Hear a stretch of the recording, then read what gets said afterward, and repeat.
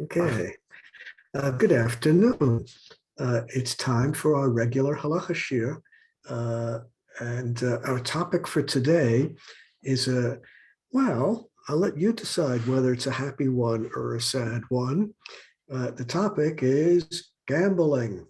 Now, of course, gambling is a lot of different things. It could be the roulette wheel, it can be dice, it can be horse racing. Well, let's see what the sources have to say about gambling, and let's see if we can use these sources to reach some conclusions. The story begins with a Mishnah. Now, the Mishnah we're going to look at is curious in one sense. This Mishnah appears twice in Shas. It's unusual that exactly the same Mishnah appears in two different tractates, but this one does. The reason that the Mishnah appears exactly the same in two different tractates, and there are a few other examples of that, whenever this happens, it happens because the Mishnah is dealing with two different topics. And Rebbe, when he organized all of the traditions, all the oral traditions of Mishnah into the text of the Mishnah that we have today, when he edited it all and put it all together in the order that we have it today, he was very careful never to break up a single tradition and put it in two different places. Anything which was a single tradition, he always kept together. And therefore, those Mishnayot, and there are a few of them, which deal with two different topics, have to be repeated in one tractate and the other tractate, so the two different topics will be in the appropriate places. In any event, the Mishnah says, Elu hen hapsulim.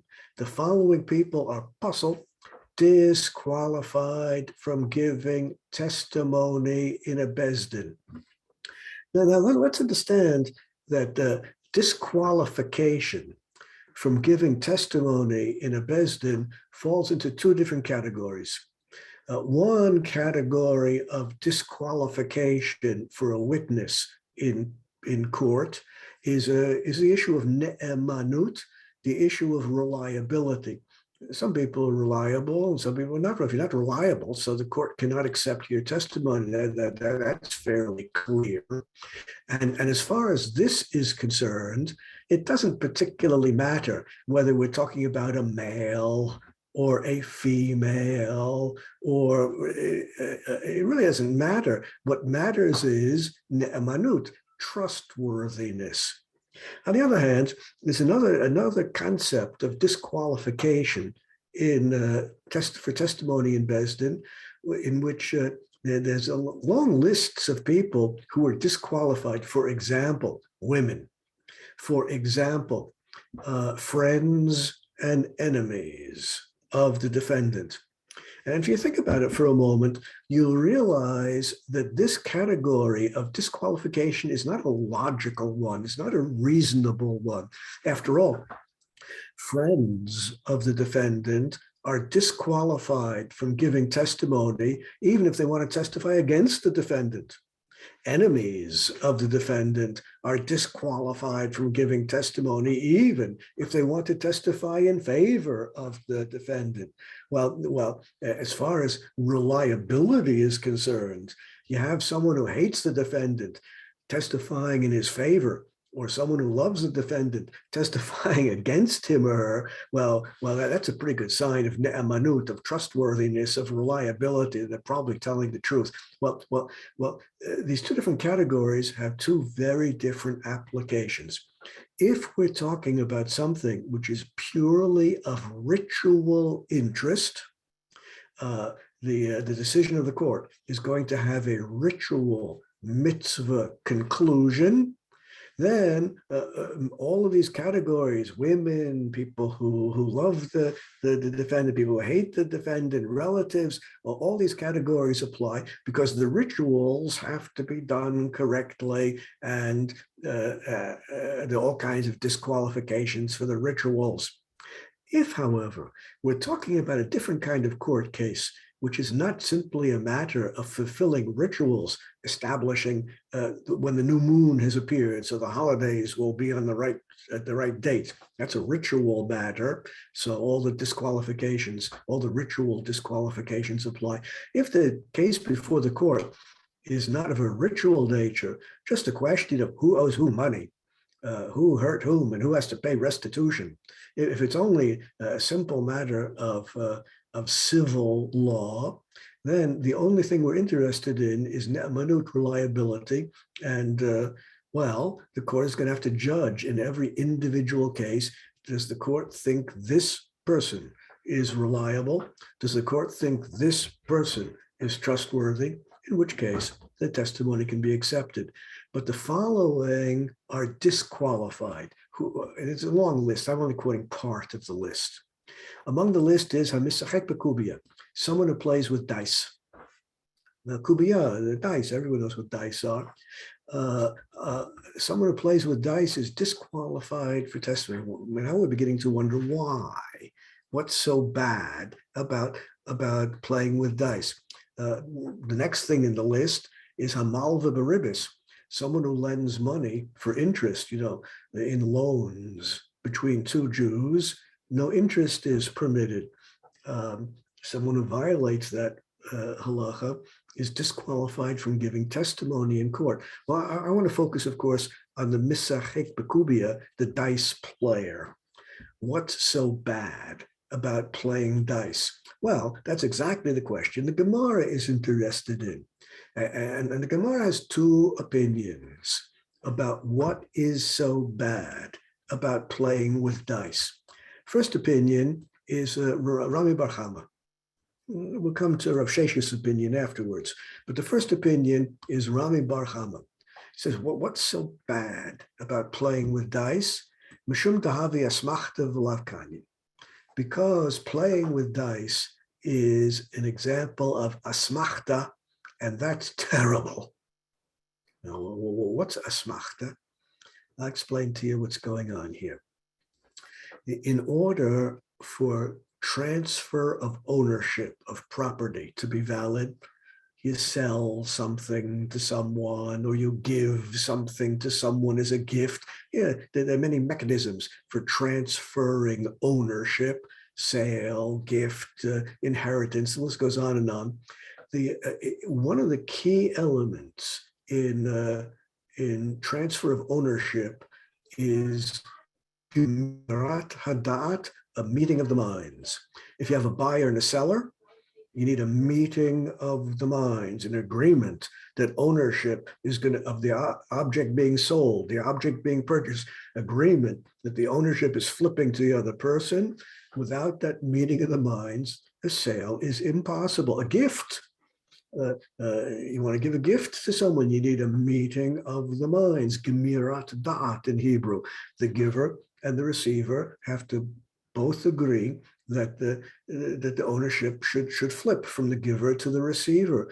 In the absence of gemirat da'at, in the absence of a meeting of the minds, transfer of ownership is invalid. So that's number one. In order for ownership to flip from one person to another, you need gemirat hada'at, a meeting of the minds.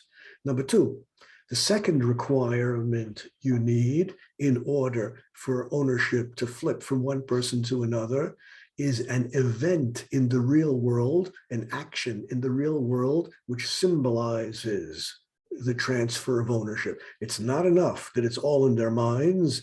They actually have to do something in the physical world, of physical action, which represents that, handing it over, handing the object over from one person to another. Well, maybe the object is too heavy to hand over. Maybe it's a warehouse full of merchandise. So the seller can take a piece of paper, write on a piece of paper, the merchandise in my warehouse is hereby sold to you, and deliver the piece of paper, the shtar, to the buyer.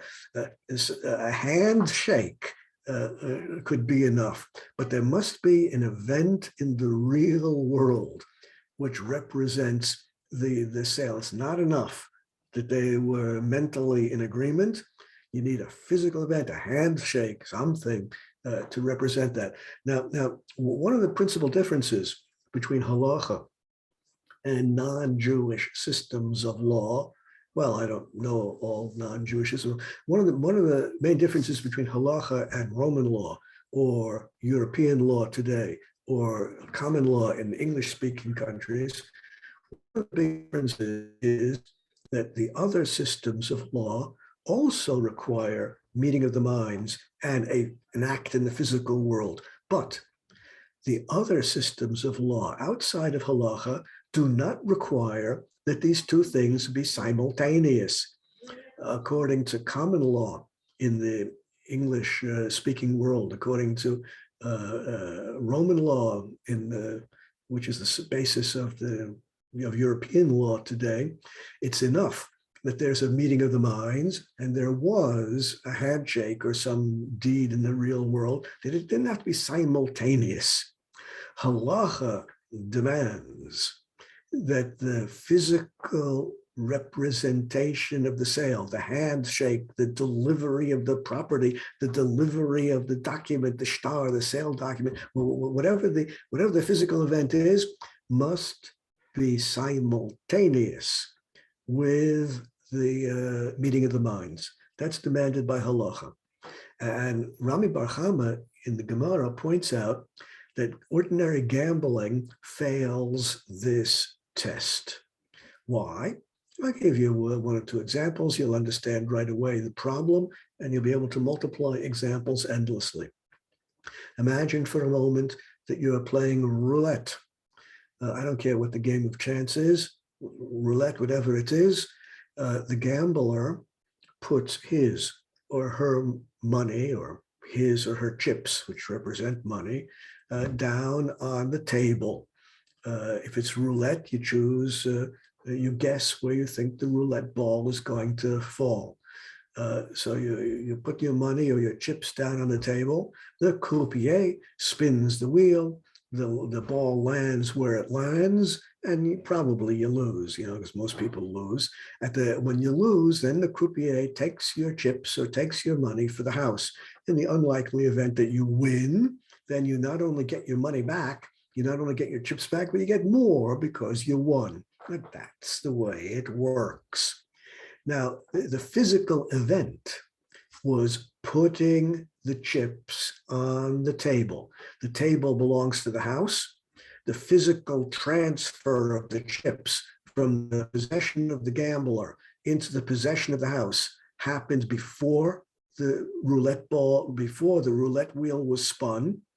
At that point in time, the gambler was hoping to win. I suppose there's some bizarre cases where gamblers hope to lose, but that's surely very unusual. At the point in time when the gambler put his or her chips on the table, the gambler was physically transferring the chips from the gambler's possession into the house. The table belongs to the house, and hoping to win is not yet a meeting of the minds, not yet an agreement in the mind of the gambler to give up those chips to the house, to give up the money to the house. The wheel spins, the ball falls where it falls, the gambler lost. Now the gambler realizes in his or her mind, I lost, I give up the chips to the house, I give up the money to the house, and the croupier collects it. Well, the agreement to flip ownership to the house was not simultaneous with the act of putting the chips into the possession of the house on the table before the spinning of the wheel. Same thing with horse racing. You name it, it always works basically the same way. A failure of simultaneity in meeting of the minds and the physical act representing the transfer of ownership. Therefore, according to Rami Bar Chama, the house illicitly collects all the money. And if you win, the money you're getting is money which was illicitly collected by the house in the first place. It doesn't matter whether you win or lose. It's wrong in both, halachically invalid in both cases. According to Rami Bar Chama, there's therefore no room to permit gambling. Now, of course, if we're clever, we could figure out a way around this. Imagine two friends who want to play cards with each other. A game of chance with cards, a gambling, I don't know, they're playing poker, whatever it is, they're playing with each other. A simple way around this would be to transfer nothing until the end of the game. Until the end of the poker game, until we stop playing, we're just going to keep track of who owes who how much money, but we're not actually going to transfer any money anywhere. We're just going to keep track on a piece of paper about who owes who. And at the end of the game, when we're finished playing, then the loser will pay the winner, whatever it is we calculated. Well, if the transfer of the money is delayed until the end of the game, when there'll be Gemiras Das, the loser will then agree, yeah, I have to give it to the winner, and the winner will agree, yes, I now accept ownership of the money or whatever it is they were gambling for, and then the physical transfer occurs simultaneous with the meeting of the minds, all as well. So if we're talking about gambling between friends or within the family, and they're willing to just keep track of who owes who, how much, and settle up at the end, well, Rami Bar Chama would be happy with that, no problem at all. But Rav Sheshes has a different problem with gambling. Rav Sheshes said, no. The problem with gambling is ein oskein b'yishuvo shel olam. One of the rock bottom foundations of Torah is that everyone has to be osek b'yishuvo shel olam. Everyone has to involve himself. Everyone has to involve herself in furthering, in promoting the benefits of civilization. You have to contribute. Everyone is obligated to contribute to the interests of civilization. That's one of the rock bottom foundations of what Torah is all about. And gambling contributes nothing to the benefits of civilization. A plumber, by doing his or her plumbing work, is contributing mightily to the interest of civilization. We'd really be in trouble if we didn't have the plumbers. The same could be said of just about every other means of livelihood. You're promoting the interests of civilization, and everyone should deal with that. Gambling, on the other hand, doesn't help in the slightest. Does not promote the interests, does not further the interests of civilization at all. And as far as Rav Sheshes is concerned, a clever person could figure out a way around the problem that Rav Sheshes sees. No one ever said that you must be engaged in furthering the interests of civilization every waking moment. If you're a plumber, you're allowed to take some time off from plumbing and deal with family matters, go read Shakespeare. I mean, you're allowed to do other things. Although everyone must be engaged in furthering the interests of civilization, whether it's plumbing or whatever, it doesn't mean every waking moment. And therefore, we have to distinguish between, as far as Rav Sheshes is concerned, we have to distinguish between the professional gambler, someone whose total livelihood, beginning to end, comes from the dice, from gambling. Well, he or she is doing nothing to improve civilization. On the other hand, someone who is indeed furthering the interests of civilization, he or she is a plumber, and enjoys gambling from time to time, well, that's okay. The person is indeed, has an umanasa acharisi, does indeed have a a means of livelihood, which is improving civilization. So we have these two reasons why gambling is wrong. According to Rami Bar Chama, the first reason, it's an invalid way of transferring ownership from one person to another.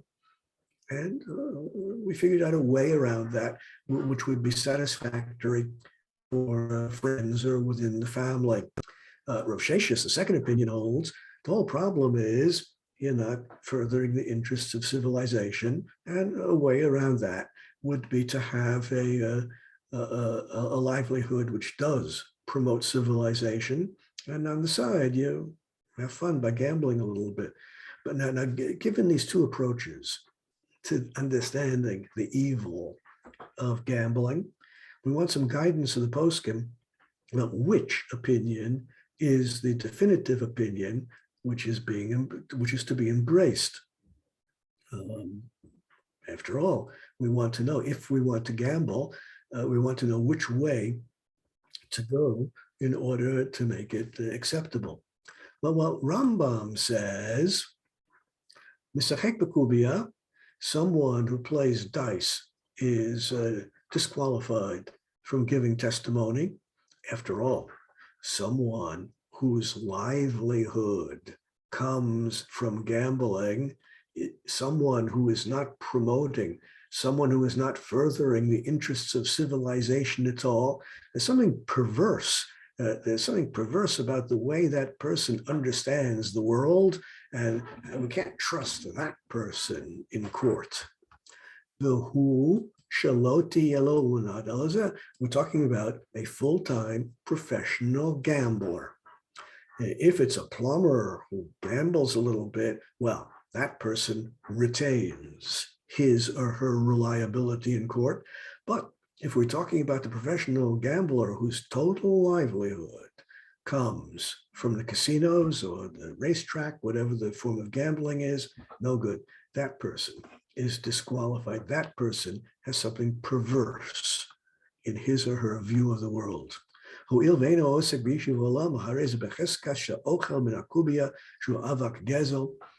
Not only dice, the Rambam goes on to say, any other kind of gambling. Back in those days, now they have horse races. Back in those days, it was pigeon races. Well, yeah, it really doesn't matter what form of gambling we're talking about. It's all the same.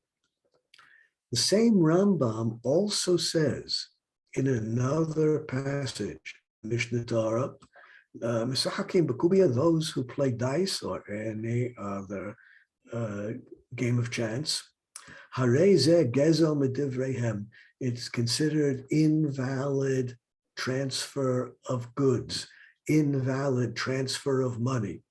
Well, you see, Rambam has embraced both opinions in the Gemara, both Rami Bar Chama and Rav Sheshes. Both are wrong. Both are explanations for what is wrong in gambling, and therefore, someone who wants to gamble in a kosher way must find a way to circumvent both of these problems.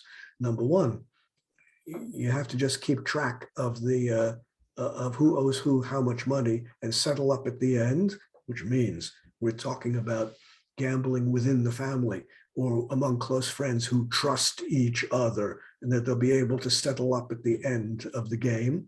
And the gamblers must also have a productive source of livelihood, which is beneficial to civilization. According to Rambam, you have to, according to Rambam, both issues apply, and therefore, in order for leniency, you need both. Now, that's the Rambam, and not surprisingly, the Choshen Mishpat in the Shulchan Aruch falls in line with the Rambam's thinking, and therefore, since the Shulchan Aruch has embraced the Rambam's thinking, who in turn embraces both opinions of the Gemara, so that is the definitive halacha. Now, among the commentaries, the Radbaz, the great rabbi of Egypt, at the very end of the Middle Ages, beginning of modern times, he points out that the Rambam has two different opinions, which is unusual. In general, we expect the Rambam and the other poskim, in general, we expect them to make a decision about which opinion in the Gemara is the definitive one. That's what we in general expect the poskim to do, and that's in general what they do. This is an unusual case where the Rambam has embraced both opinions. And the reason for this, according to the Radbaz, is l'inyan asmachta pasaka Rambam k'Rabbi Bar Chama mishum dehotanan b'Shabbos, and it happens to be in the Mishnah Berurah as well. Mefis adam im banav u'bnei beisa. Since the Gemara says in another tractate that it's okay to gamble within the family. You can play dreidel on Hanukkah night and gamble within the family. Since the Gemara says that's okay, well, that's why the Rambam embraces that opinion. On the other hand, he also embraces the opinion of Rav Sheshes as far as testimony is concerned, and because the person whose livelihood is based on gambling is somehow perverse in his or her view of the world. Well, we're left clearly with the idea that both approaches are valid, and therefore we're going to need to be sure in every gambling case that both situations are covered. Now, I began to put together a list of the great poskim, Rabbi Yonasan Eibshitz, the Aruch HaShulchan. I began to put together a list of poskim who embrace these two ideas, just to convince you that this is the widespread, more or less universal opinion of the poskim. But then I gave up after a while because I found it's the Rivash, it's the Mizrahi, it's the Marashdam, it's the Shvus Yaakov, it's the Shilti Gibor. Well, after a while, I just ran out of energy listing all of the poskim who agree with the approach of the Rambam, the approach of the Shulchan Aruch, that gambling is prohibited for these two reasons, and therefore only in cases where we found a way around both issues is there room for leniency. Now, before we look at the approach of modern contemporary poskim to this, let me make one comment in passing. We're going to talk in detail a little bit later about lotteries. Specifically, the poskim talk about Mifal HaPayis, the big Israeli lottery, but the rules apply. The concept applies to lotteries all over the world. Gambling by buying a lottery ticket is in concept a little bit different from everything else we've been discussing. Imagine for a moment that you buy a lottery ticket, whether it's Mifal HaPayis in Israel or the Irish sweepstakes or whatever it is. You buy a lottery ticket, you've paid money, and you've been given a lottery ticket. Now, the lottery ticket has inherent value. You can turn around and sell that lottery ticket to someone else before the drawing, before the game is concluded, that you can sell that lottery ticket to someone else. And indeed, it might be illegal in some countries, but in theory, you could even make a profit on that lottery ticket. You can buy the lottery ticket, turn around, wait a few days when there are long lines of people who want to buy lottery tickets, and you can offer yours for sale at a higher price than you paid for it. It might be legal, might be illegal in different jurisdictions. That has to be considered. But when you buy a lottery ticket, you have bought something of value. And the transfer of money, when you pay for the lottery ticket, and the physical act symbolizing the sale, when the lottery salesman delivers the ticket into your hand, well, we have the physical act and the meeting of the mind simultaneous. You wanted to buy the lottery ticket, the seller wanted to sell it to you, and it was physically transferred from the seller to the buyer, and you've bought something of value, no different than buying a pot or a pan or a pencil or anything else in the store. Lotteries are in concept a little bit different and don't exactly fall into this pattern. Let me make one more general comment before we see what the Acharonim have to say about this. You don't know about this, but outside of Israel, there are many non-Jews in the world. I know it might be hard to believe, but there's a vast non-Jewish population out there. Yes, it's true. If you can't accept it, just ignore it, okay? Now, the Torah demands the non-Jews establish a system of law for themselves. That's one of the 7 Torah commandments that applies to all non-Jews. They need a system of law. And the Torah doesn't particularly care how they do it. They don't have to be exactly the same as halacha, but they need a system of law which will regulate and which will govern sales and rentals and everything else that law has to govern. And if it's not exactly the same as halacha, well, no one said they have to follow halacha. We have no interest in imposing our legal system on them. If they want to, that's fine, but they're free to make up their own legal systems. And therefore, if the non-Jews have this idea that the meeting of the minds and the physical transfer need not be simultaneous, that's okay for them. That's okay for their system of law. And if they want to permit gambling on the basis that, there's nothing wrong about it, because we have a meeting of the minds and we have physical transfer, well, if that's the way they want their legal system set up, that's their business and that's fine. Now, of course, the question arises, what happens when a Jew and a non-Jew interact with each other, whose system of law prevails? If there's no difference, if the two systems of law agree, so there's nothing to talk about. But where there are differences between halacha and French law, or differences between halacha and British law, whatever country you're in, which system of law prevails? Well, this question has a very simple answer.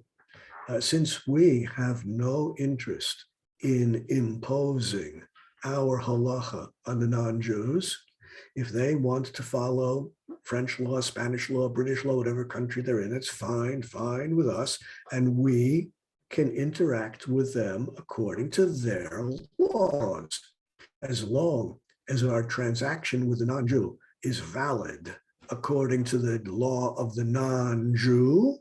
We are okay. We have no reason to insist that our transactions with them be correct according to halacha.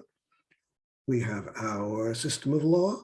According to the Torah, they have their system of law, which they're perfectly entitled to. And if they want the transaction to be governed by their law, we're cool with that. That's fine. We can go with that. If the non-Jew, for some reason, wants the deal to be governed and regulated by halacha, well, we can accept that also, whichever way the non-Jew wants to go. It follows, therefore, that if a Jew is gambling with a non-Jew, right, a Jew is gambling with a non-Jew, a casino in, Las Vegas might not be a good example because maybe the big casinos there are owned by Jews. If the Jew is gambling with a non-Jew and the gambling is legal and valid according to the non-Jewish law, in the jurisdiction where this gambling is taking place, then that's fine. That's fine with us. The Jew is guilty of nothing in following the non-Jewish legal system when dealing with a non-Jew. And therefore, the only problem which remains is the problem of osek b'yishuv ha'olam. And as long as we're not talking about a professional Jewish gambler, as long as we're talking about a Jewish person who has a livelihood that promotes civilization, whether he or she is a plumber or an accountant or a psychologist, whatever it is, and wants to gamble on the side, then all is well as long as one is gambling with a non-Jew. Okay, with this background, let's see what the 20th century, 21st century poskim have to say about gambling, applying these ideas in modern times.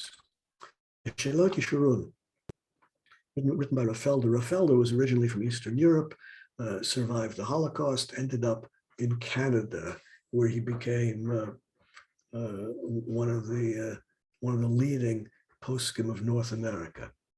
His conclusion is, bivadai, of course, of course, we rabbis have to do what we can to dissuade, to discourage the people from gambling. She'ein behem chochma. There's no chochma in gambling. It's not like plumbing. It's not like accountancy. It's not like psychological therapy. There's no chochma in it. Ella esek b'dvarim b'telim. It's just a waste of time. She'ein ra'ui la'adam la'asok behem. It's just a waste of time, and therefore, the rabbis should make an effort to dissuade the people, discourage the people from wasting their time in gambling. Now, of course, if you want to waste, what about wasting time? What's wrong with wasting time? Well, wasting time is bad. Just read Cicero and or Erasmus. Read Erasmus of Rotterdam, and you'll understand why wasting time is bad. But not every activity that is fun is a waste of time. I'll give you one or two examples. You'll understand the principle right away, and you'll be able to multiply examples endlessly yourself. One might waste time by playing checkers with a friend. That might be a waste of time. On the other hand, exactly the same activity might be very precious. One might very well waste time by playing basketball, or that same activity, playing basketball, might be very precious. Well, what's the difference between the waste of time activity and the precious version of the same? All difference is, why are you engaged in that activity? Of course, what you should be doing is Torah, mitzvahs, and promoting the interests of civilization. That's what you should be doing. But aside from a very small number of great rabbis, most of us do not have energy to engage in Torah, mitzvahs, and promoting the interests of civilization every waking moment. We run out of energy, and therefore we have to take a break.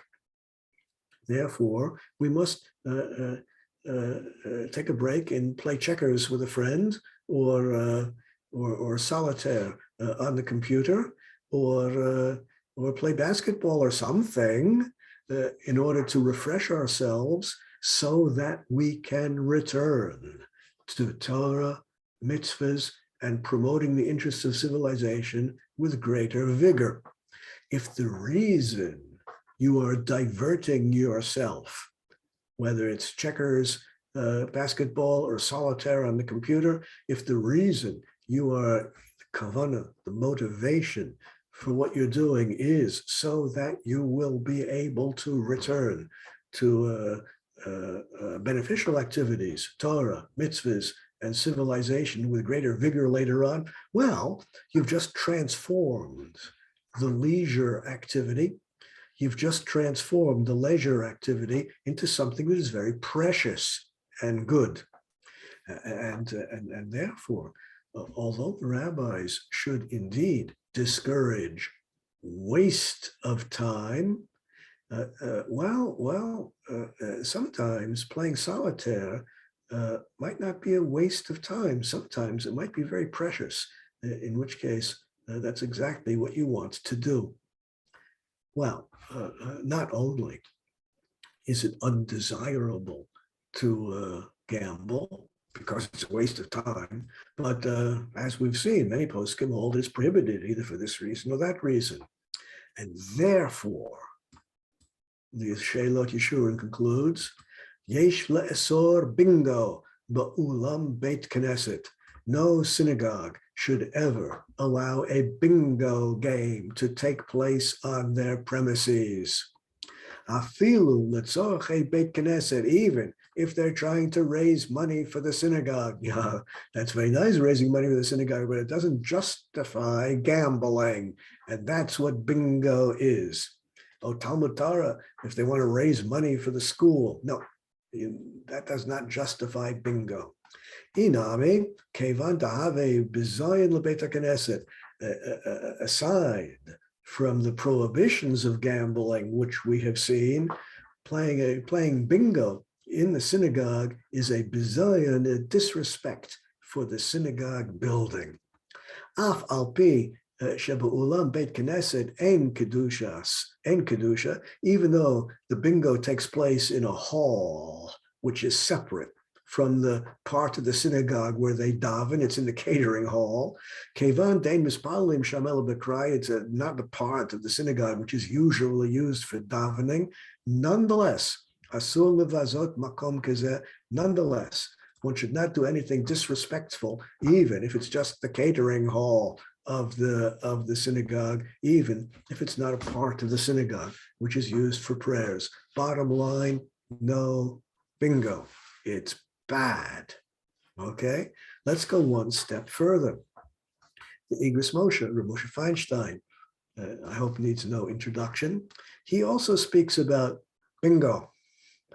Bingo have davar mechuar. Bingo is ugly. That's means bad. Bingo is bad. Lachein, therefore, yesh la'asro ba'ulam beit knesset. Therefore, bingo should be prohibited in the hall of the synagogue. That's where they have the catering hall. Af alpi she'ein bingo isur boror. Even though it's not definitively prohibited, after all, the people involved in bingo might have found ways around the prohibition. They might have good livelihoods aside from bingo. They might not be professional bingo players. They might have found a solution to how to transfer the money from the losers to the winners in a correct way. It's not absolutely necessarily prohibited, but no, it's ugly. He goes on and says, as far as hagralot, tzedakah are concerned, hagralot, lotteries for tzedakah purposes, and I know in my holy neighborhood, there are frequent knocks on the door of people selling lottery tickets for the benefit of this charity, that charity, this Jewish school, that Jewish institution, and so forth and so on. Well, it's also a form of gambling, isn't it? Buying a lottery ticket where the money is going to go to tzedakah or a Jewish institution. As far as that's concerned, Mechalek, the Igros Moshe, distinguishes between hagrala she'efshar l'sha'er et erech kol kartis shemochrim l'hagrala. If the ticket you buy has a fixed value and you could turn around and sell it to someone else, Well, that's not gambling. That's business. After all, any businessman buys merchandise hoping to be able to turn around and sell it to someone else at a profit. If you buy a lottery ticket, which you can then turn around and hope to sell to someone else for a profit, that's a business activity. That's not gambling, and that's okay. Ein erech katzuv bekartisim mipnei she'ein adam yodea kama kartisim yimachru. But in most lotteries for tzedakah purposes, in most lotteries for Jewish institutions, there's no, the tickets have no fixed value. The reason they have no fixed value is because everyone knows what the prize is. Everyone knows what the prize is worth, but no one knows how many tickets there are. If you know what the prize is worth and you know how many tickets there are, you can divide one by the other and you know the potential value of every ticket. But if you don't know how many tickets there are, then there's no way to calculate what the specific value of one ticket might be, and therefore no good. The only kind of lottery for tzedakah purposes, the only kind of lottery for Jewish institutions which is permissible is if it's an erech katzuv, if it's possible to calculate the actual value of what you are acquiring when you buy the ticket, because then you could sell it, turn around and sell it to someone else. If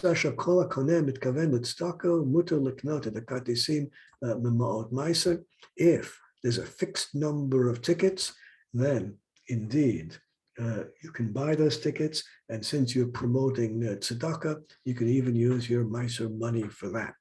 That's the opinion of the Igros Moshe. So what we see is a coming together of the thinking of the poskim in strong opposition to more or less all forms of gambling, with a few minor exceptions, the minor exceptions having to do with things like lotteries, where by participating in the lottery, you're buying something of value that you can sell to someone else, perhaps at a profit. And of course, you have to have a livelihood which is benefiting society, which is benefiting civilization. Now, the last opinion I want to look at is Rav Ovadia Yosef, the great Sephardic chief rabbi, and he deals specifically with Mifal Hapayis, the Israeli lottery system, the Israeli national lottery. Now, before we see what he has to say, let me point out that one of the advantages of the Mifal Hapayis from the halachic point of view is that the money they make, and Mifal Hapayis makes a huge profit every year. I mean, they make huge amounts of money, but the money goes to financing public projects. Anyone who lives in Israel, anyone who visits Israel, sees constantly this school was built by money from the Mifal Hapayis. This bridge was built with money from the Mifal Hapayis. The Mifal Hapayis, the national lottery, makes a lot of money, but all that money is used to finance public projects. So just buying a ticket does have an element of tzedakah to it. And since just buying a ticket does have an element of tzedakah, one might say, and indeed some people do say, that that covers the whole problem of meeting of the minds. After all, since you're supporting tzedakah, public projects, of course you want the money to go to that. And of course, you're not sad to lose when your lottery number doesn't come up, because, well, at least I'm supporting public projects, at least I'm doing a mitzvah of tzedakah. So there are people who think that this is enough to eliminate the first problem. Let's see how Rav Ovadia Yosef addresses the issue. He begins by quoting Rav Ovadia Hadaya. Rav Ovadia Hadaya was, in addition to being the leading Kabbalist in Yerushalayim in the middle of the 20th century. He was also the leading Sephardic Dayan in Yerushalayim. He's also Rosh Yeshiva. He was many things. In any event, he deals with Mifal HaPayis, and he says as follows: Ein le'esor metam isus chok b'kubia. Mifal HaPayis, buying a lottery ticket in the Israeli National Lottery is not at all like the prohibition of playing with dice. Why not? To have a gezel mitivrehem, dice is prohibited. That is a failure of meeting of the minds being simultaneous with the physical transfer. But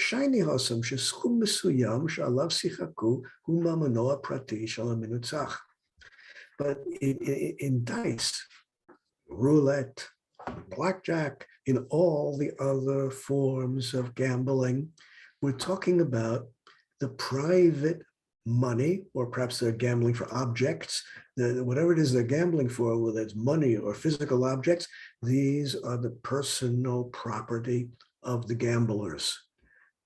That's the situation of gambling, which the rabbis are so unhappy about when we're talking about the personal property or cash of the gamblers. Muchrachu latet lemenatzeach masher katzu b'neihem. The loser, of course, is obligated to give the winner whatever was agreed to.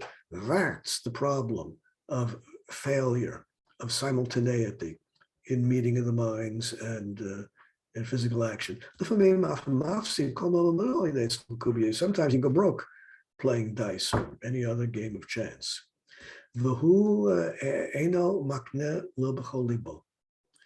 Since you run the risk of going broke or just losing, the ordinary gambler does not have in mind to give up the money when putting the money on the table. That's with ordinary gambling. That's a smachta. That's a failure of simultaneity in ordinary gambling, and therefore that is aser, at least midrabanan. But hagralot of Mifal HaPayis are different. The hagralot, the lottery system in Israel, is very different. Why? The National Lottery collects vast sums of money from the people who are participating in the lottery. Ve'eno inyan shel nitzachon shel lokeach ma sheshayach lechavero. Once the lottery number is drawn, there's not going to be a winner and a loser regarding the money which was collected by the National Lottery. El inyan shel mazal. It's only going to be a matter of luck. Kamo shenohagim lahagril al sifrei Torah o al Megillah batik shel kesef v'kayotze bazel. No different than what is very customary in the synagogues, doing a lottery for a Megillah of Esther in a silver case. What are you talking about? It's quite common, at least in Sephardic circles, it's quite common for the synagogue to raise money by getting someone to donate to the synagogue. Someone donates a Megillah Esther in a silver case. Now the synagogue has this donation, and they go around and they say, we're going to have a lottery. And it's going to go to whoever wins the lottery. And the synagogue, of course, hopes to collect vast amount of money, far more than the Megillah and the silver case are worth. The synagogue hopes to collect vast amount of money, which they usually do, and then the winner of the lottery gets the object. Oh, but that's not the personal cash or the personal property of the gamblers, which is being exchanged. That's something which belongs to the public. The property of the synagogue is the property of the public, and therefore this concept is different from the prohibited gambling. And just as einenu haraot, just as we see with our eyes that many of the synagogues are doing this kind of lottery, well, mifal habayis in concept is like the permissible kind of lottery, and all is well. Bottom line, Rav Hadaya permitted the national lottery in Israel because it's different from other cases of gambling, because it's not involved with the personal property or the personal cash of the people. It's public property, which is being transferred through the lottery. But Rav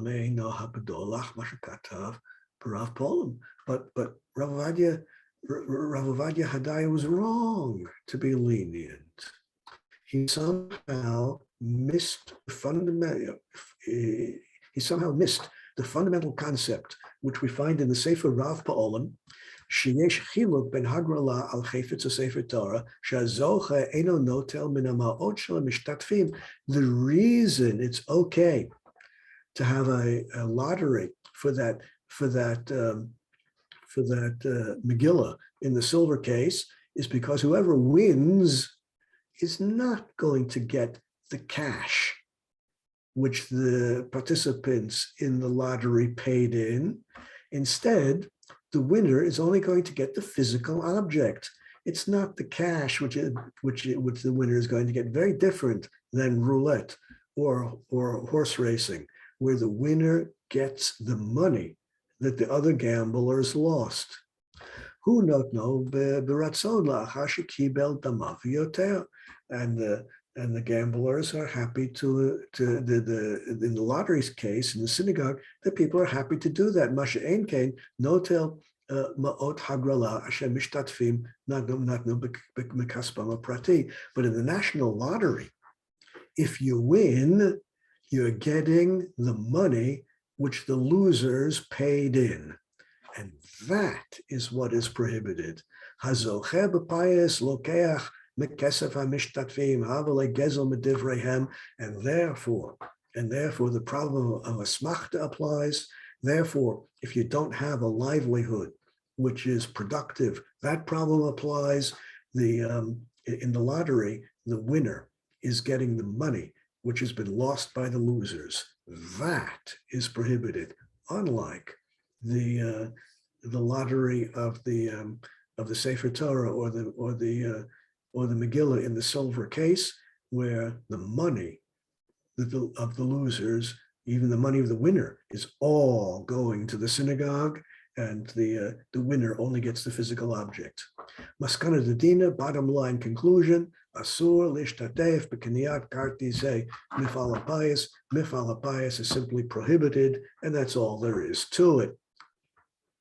Well, Rav Ovadia himself is aware that he is disagreeing with his great predecessor, Rav Ovadia Hadaya. He's quite aware that there are other opinions, and we've seen the basis of other leniencies. If the question is there room for leniency? We have seen the situations in which there is room.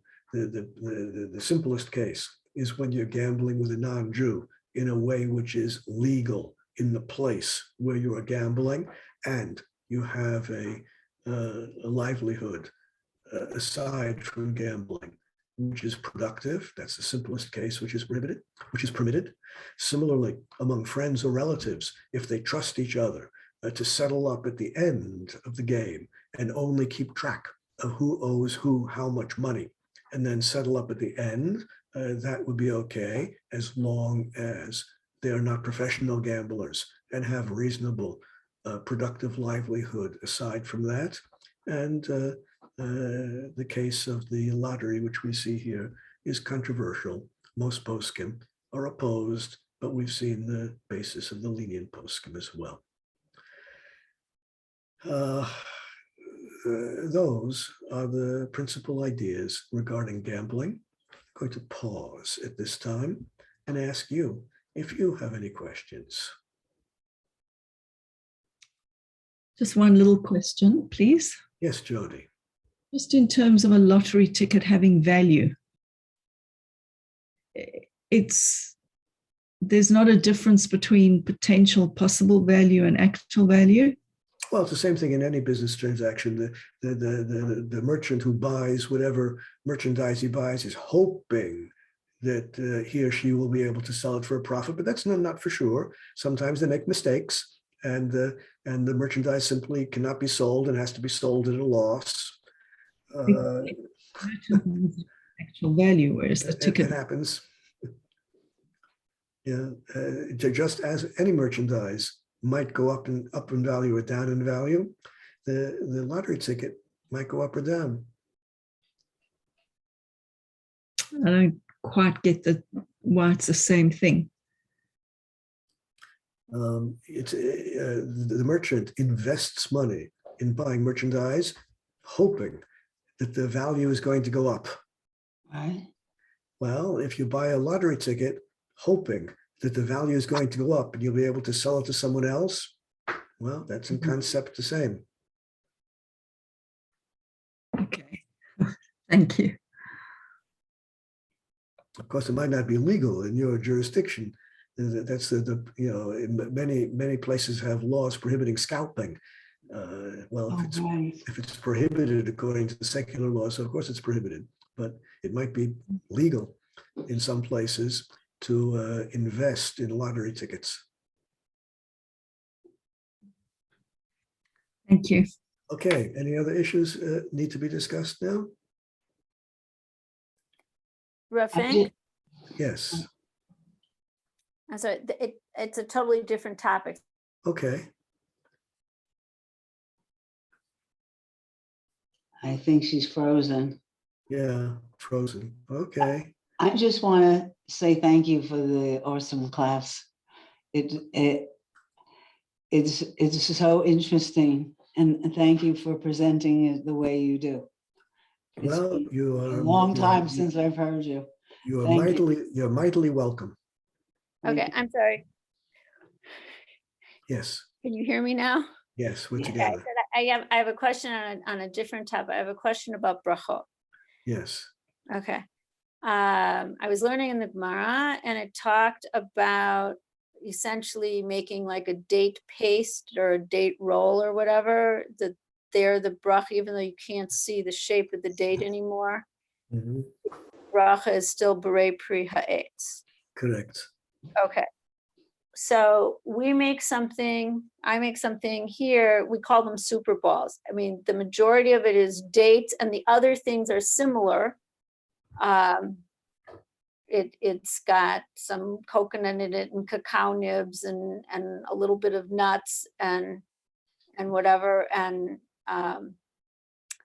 but some of it is like spirulina, like it is mixed with some other stuff, but the majority of it is dates itself. And all it is it's mechanically mixed together. So it's like this same kind of paste thing. Is that also berei pri ha'etz, or does that go down to shahakol? Berei pri ha'etz. Thank you. And then because the majority of it is dates, then it requires the bracha Ala eitz vel pri ha'etz afterwards. Thank you. And if if the dates are from Eretz Yisrael, which I suppose they are, al peroseha. Thank you very much. Okay. Does that, when it doesn't have its shape and it doesn't have form, it's still eights, does that only apply to dates, or the other things that applies? It applies to more or less everything, including peanut butter.